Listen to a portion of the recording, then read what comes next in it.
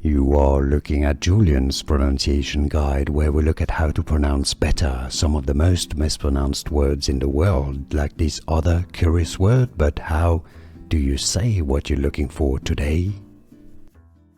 Let's learn once and for all how to pronounce one of the most mispronounced words, animal names in English. Yes, and most confusing, by the way. If you want to learn more confusing vocabulary, stay tuned.